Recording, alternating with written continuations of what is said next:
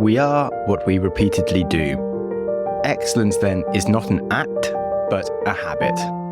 So said Aristotle 2,500 years ago. And we, of course, know the importance of good habits, and yet those bad habits just seem to creep up on us unawares and become a part of our lives. The slippery slope into the territory of bad habits is very well trodden, as you probably know. So much so that it is more like a very fast shoot as opposed to a path. But anyway, we can spend years building out our good habits, and yet when we stop concentrating for just a moment, we can find ourselves right back where we started.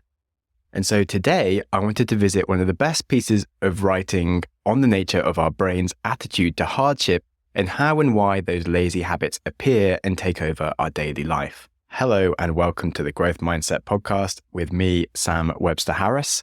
If you've been listening to the show for a while, you might remember that a few months ago we had Alastair Humphreys on the show, who's one of my all-time favorite authors and adventurers who's inspired a lot of my own journeys.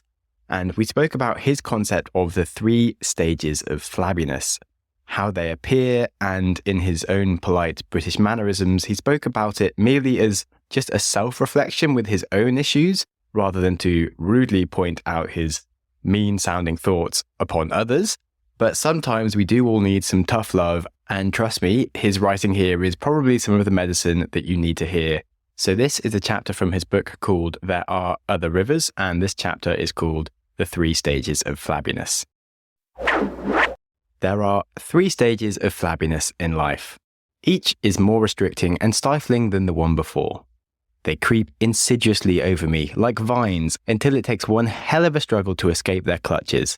If I ever feel the saggy symptoms snuffling up on my life, then I know it is time to hit the road. The first stage of flabbiness, and the easiest to fix, is physical flabbiness.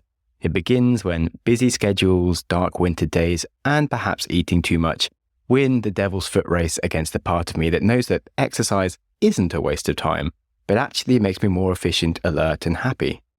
Despite knowing this, I am still at times sufficiently idle to let my standards slip and my fitness slide away. Fitness is like chasing a shoal of fish, difficult to master and get on top of, and easy to lose. If I don't go running for a few days, I feel cooped up and ratty.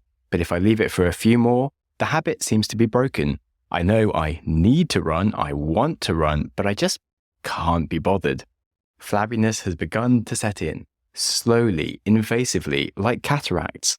Before I know it, I'm easing out my belt buckle and blaming my sloth-like behavior on the effect of aging. The second stage of flabbiness is mental flabbiness. Give up exercising and stop forcing myself out the front door for a run, and inevitably, my mind starts to sag too. I used to feel alert and inquisitive. I read lots of books, but one evening I come home tired. Flopping down onto the sofa, I reached for the television remote instead. Suddenly, I'm gripped by light entertainment. I realize how pleasant life can be if I stop thinking about it. It's much simpler to exist than to live.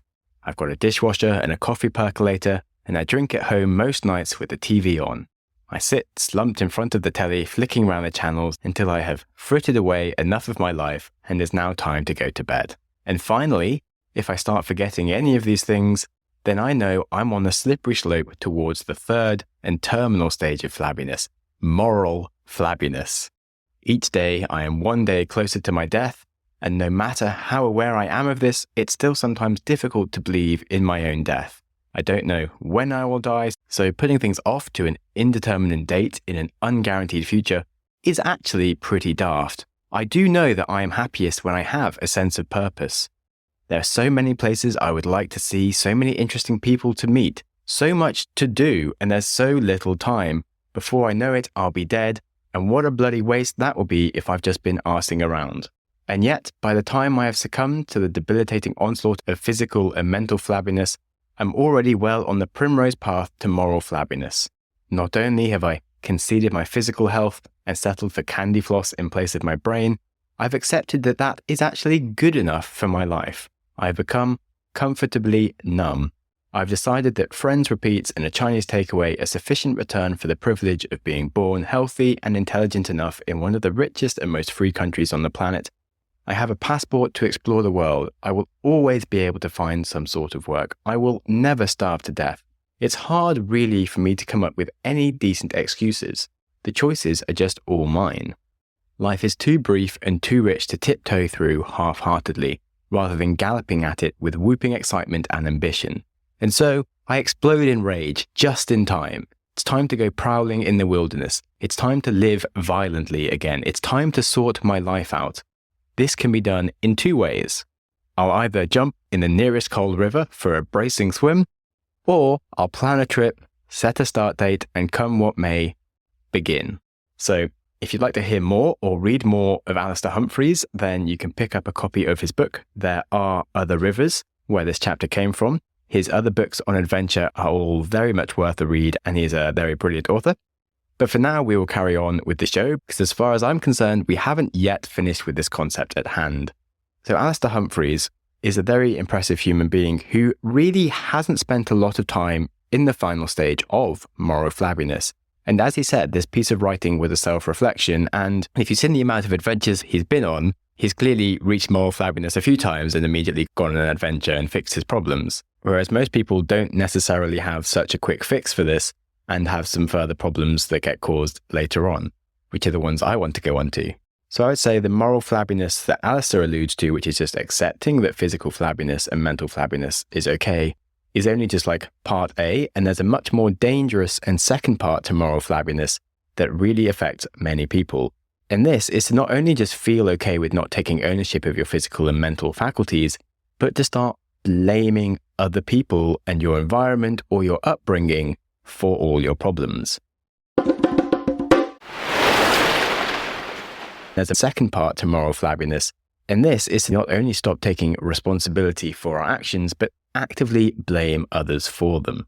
This means that instead of seeing ourselves as the source of power to change our situation, we leave ourselves helpless to everyone and everything around us. And blaming is very, very easy. We might blame our job, our partner, our parents, our upbringing, the weather, social media, the supermarket, society, capitalism, politics, who knows what else for whatever problem it might be that you have. And yes, there are many things going on in the world or in your history that might make your situation more difficult. The only person that can fix your problems is yourself. And so if you're blaming others, you will lose responsibility and you'll remain fixed within your problems. And that is fixed mindset thinking and not growth mindset thinking. This is where you stop improving and you actually hunker down into just a life of problems and depression. And you may have noticed that as people get into studying psychology and hearing about it, this often goes with a growing desire to just blame their upbringing or their parents for everything. And yet outsourcing responsibility is just signing up for a lifetime of flabbiness and problems. There's a quote which says, "You are not responsible for the programming you picked up in childhood. However, as an adult, you are 100% responsible for changing it." And I'm not saying that I don't have any sympathy for people's problems, and I certainly wouldn't pretend that their life isn't difficult. After all, Aristotle did say that good habits formed at youth will make all the difference. But ultimately, this is your life, so you need to take control. And for me, I for sure acknowledge that when I was young, I was really lucky to live near mountains in Wales, where I would go mountain biking and kayaking and running every week. And exercise was like a part of my upbringing. But if you want to be healthy, it's too late to change your upbringing. And the only person who can change your habits now is you. When my partner grew up, she didn't really exercise that much. And the first time that she tried my bike, she cried. A week later, we went for a bike ride over 20 minutes and she kind of got a bit exhausted and overwhelmed by the feeling of her body feeling exhausted, and she started crying again. And I've certainly realized that there's a difference between people who did a lot of exercise when they were young and you get kind of used to the feeling of exhaustion and seek it more. Whereas if you haven't grown up with exercise, for example, the idea that your body feels worn out or bad is not something that you would expect is a good thing. And it takes a while to kind of rewire your brain. But for my partner, she just took it slowly and did shorter rides for a while. And now she does bike to work most days. And yes, it was a process of 6 months, but there's nothing saying that because she didn't exercise when she was young, that she can't now start exercising. And this was just one example, but there are many different ways to approach fixing your flabby habits and your flabby thinking and working out why they happen and what you can do about them. And of course, I'm personally a huge fan of Alastair's approach of just jumping into a freezing body of cold water and shocking your system, or for just signing up for a really big adventure where you put yourself out of your comfort zone and escape your day-to-day routines and teach yourself that you can do hard things. But there are other options such as therapy, meditation, journaling. Taking psychedelics under controlled settings has really shown to help people a lot, or simply finding a way of making healthy habits more enjoyable, where you spend time having fun with people that you like, doing something that benefits you.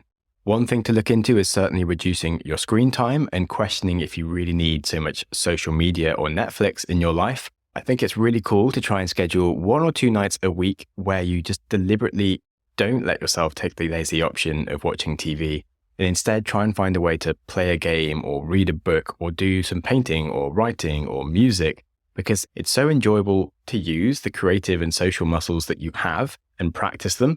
And if you do feel awkward about abandoning your social media, I would really, really advise anyone to just have a detox to show yourself that you don't need it every day in your life. Obviously, different things work for different people, but do take some time to write out some ideas of how you can make some healthier habits for you more fun.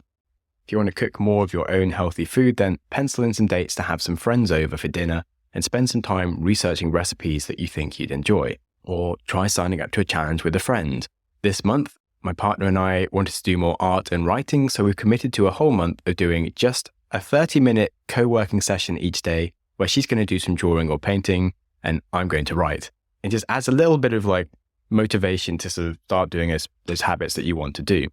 So whatever it is, find a way to increase some accountability and increase the amount of fun it might be, and try to make it easy. As the master BJ Fogg said in his book, if you pick the right small behavior and sequence it correctly, then you won't have to motivate yourself to make it grow. It'll just happen naturally, just like a good seed planted in a good spot. And now, in this last section, let's consider how deeply we're influenced by those around us. Stanley Milgram's street corner experiment showed that people often follow the crowd, even when it makes no sense at all. It's probably easy for you to picture yourself walking down a busy street and suddenly everybody stops and looks up. Chances are you'll look up too. It's human nature to not question what everybody's doing, even when it's weird, and instead get involved. But this is also, of course, a form of mental flabbiness that leads us to feel like it's okay to just join in with quick dopamine culture because that's what other people are doing, even when scrolling on social media or reacting to the news is actually bad for you.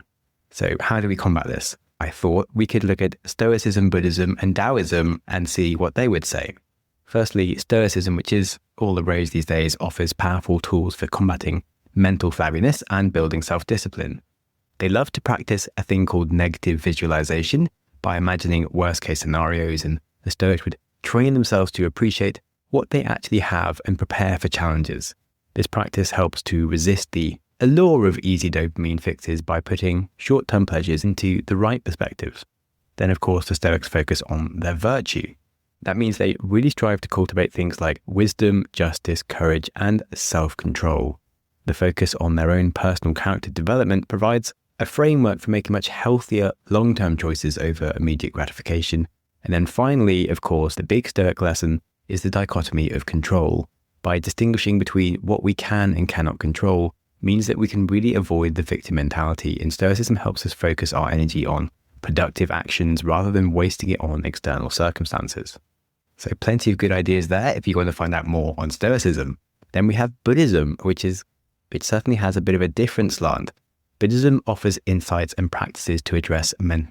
The first big lesson from Buddhism is mindfulness, and having a practice that will help us become more aware of our thoughts, emotions, and impulses without immediately acting on them. And when we start to create this awareness, we can create space between the stimulus and response, allowing for more conscious choices, which is a really big topic that came up in my episode around how to build free will, which was really popular at the time. And if you haven't heard it, you'll probably enjoy listening to. Another big concept from Buddhism is the noble truths. Buddhism teaches us that suffering arises from craving and attachment. That is, craving for things we don't have and deep attachment to the things we do have. And if we take this concept on at a deep level, it really helps us recognize and let go of unhealthy desires And this is a really big topic that I don't have time for in this episode, but someone has recently posted a comment around how to desire less, which was a really good question, and I will do a whole episode dedicated to just that in the future. But Buddhism is a good place to explore if you're interested in that concept. Finally, Buddhism also talks about the middle way.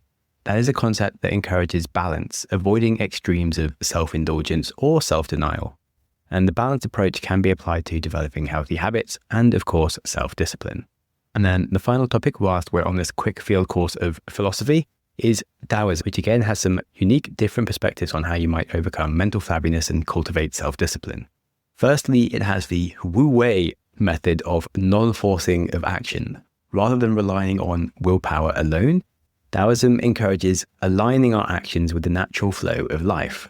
This can really make building healthy habits feel more effortless by spending time working out how you can enjoy them and fit them into your life, which relates to what I was talking about earlier. Then there's the balance of yin and yang. Taoism emphasizes finding balance in all aspects of your life, similar to what we just mentioned with the middle way in Buddhism. But this is less about being in the middle between two extremes, but actually about perhaps embracing both extremes. So balancing work and rest, discipline and flexibility. And that can help you go all in on the right times whilst avoiding burnout and being able to maintain long-term consistency with any habits or priorities that you are taking on. And finally, Taoism is all about simplicity and embracing the simple life. And you can see a lot of Taoism in the concept of minimalism, for example. It's all about letting go of unnecessary desires. And of course, if we're doing that, that can help us resist the constant stimulation and instant gratification from our phones and modern consumerism and technology in general. Now, I could have spent much more time on all three of them diving into specific examples, and I've even done an entire series on Stoicism on the show here anyway, which does remind me that it's about time I did a series on Buddhism and Taoism. But anyway, the important thing here is that they emphasize self-awareness, balance, and aligning our actions with our deeper values, or just our real natural principles, instead of disappointing ourselves and creating unfulfilled promises.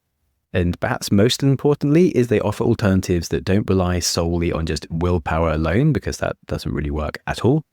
Instead, they actually really care about cultivating a mindset and lifestyle that you can enjoy naturally and live it in a happy way while supporting healthy choices with greater self-discipline, but without having to lock yourself in a cave and practice monk mode or whatever, which I don't really advocate for. And on that, we have discussed the stages of flabbiness and how it's so easy to stop taking responsibility for our physical health and then realize that we stop really using our brains. And finally, we'll accept our situation and our attitudes and start blaming others for all our problems and stop taking responsibility. Now, growth mindset is all about tapping into the power that you have within yourself to control your own destiny and your own behaviors and to take ownership of building the life that you want to live. So thank you so much for listening. If you're on Spotify, I'd love to hear any of your favorite parts of the episode that hit you in the comments. And if you're feeling generous, do leave me a good rating there or on Apple or anywhere else. Please have yourselves an awesome week. And remember, if you want to enjoy your life, that starts with enjoying today, because life is to be enjoyed and that's not something that you should put off for the future. So be kind to yourself, and whilst you're at it, be kind to someone else too. Thank you so much for listening. Go you! Your consistency to reach the end of an episode is legendary. My hero! If you have any ideas or feedback for the show, I'm always interested to hear from you. You're the best! Studies show we need time for information to sink in, so I'm going to give you a 5-second pause, silence, to reflect on one idea from the show before you jump back into your busy life. Ready and go.